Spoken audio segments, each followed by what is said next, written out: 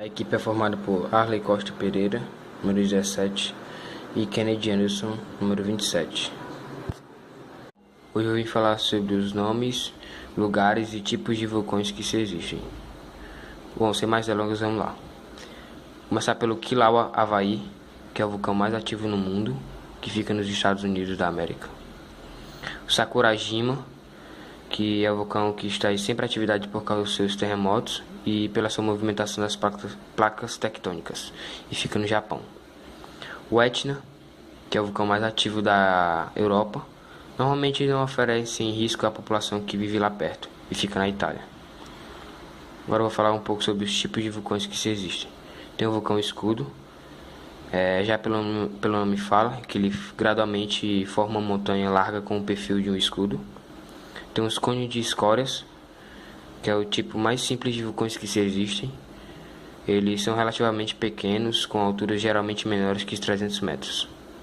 Tem o extravulcões, é o vulcão que forma um cone, formado pelo magma extravassado.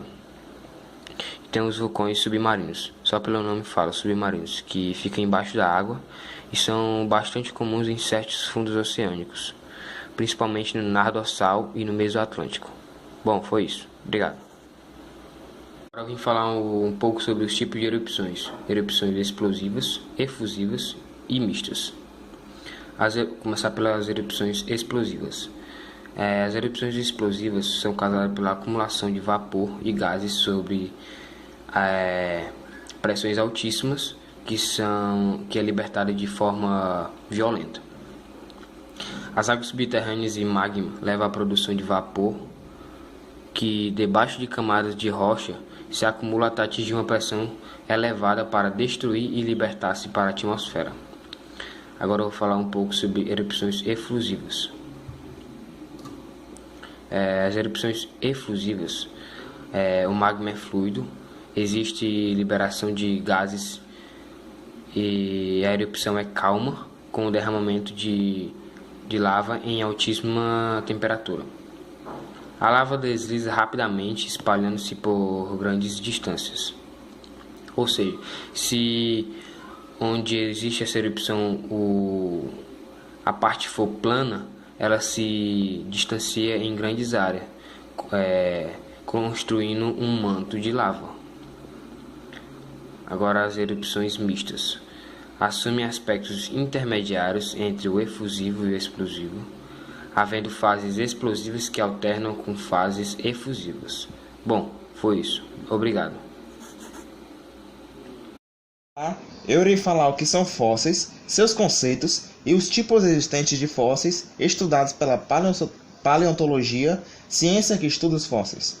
Os fósseis são restos ou vestígios de seres vivos que foram preservados ao serem enterrados por sedimentos. Um conceito é que fósseis inteiros são raros por causa da decomposição que sofrem. Porém, há casos em que o ser vivo é encontrado inteiro e mandado para um museu a maioria das vezes. Os tipos de fossilização são divididos em dois: somatofósseis e icnofósseis. Somatofósseis são os conhecidos restos. São dentes, ossos, carapaças e etc. Ou seja, partes duras que foram preservadas nos sedimentos. Os icnofósseis são os conhecidos vestígios, pegadas, escamas marcadas no chão, entre outros, que são o hábito ou o registro de existência de um ser vivo.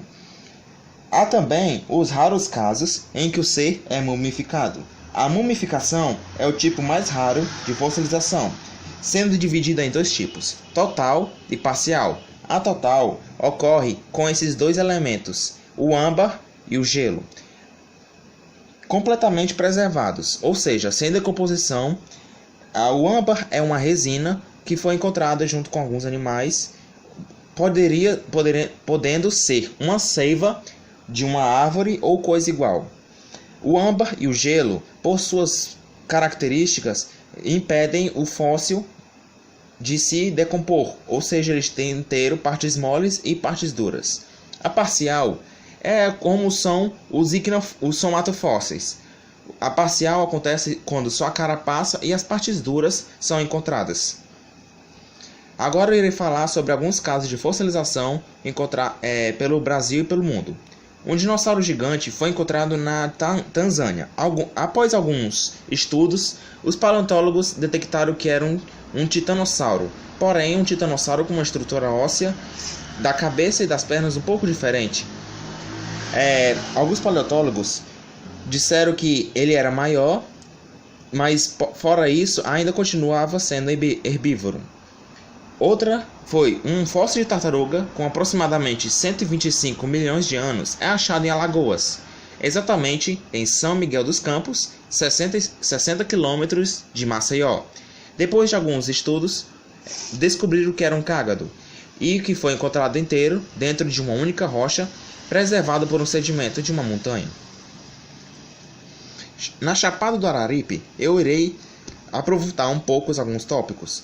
A Chapada do Araripe é considerada um depósito de fósseis, pois é encontrado vários fósseis de vários tipos de animais. A Chapada do Araripe foi um rio em que vários animais, incluindo dinossauros, poderiam ter vivido à margem. E toda vez que morriam lá era preservado. Foram encontrados lá anfíbios, insetos, répteis, dinossauros, plantas, sementes e frutos. Na maioria deles foram encontrados somatofósseis, e na minoria icnofósseis de alguma reação enquanto estavam sendo afogados. Insetos também foram encontrados por causa de âmbar. Não a total pista, mas foram encontrados por um paleontólogo pouco famoso. E é isso.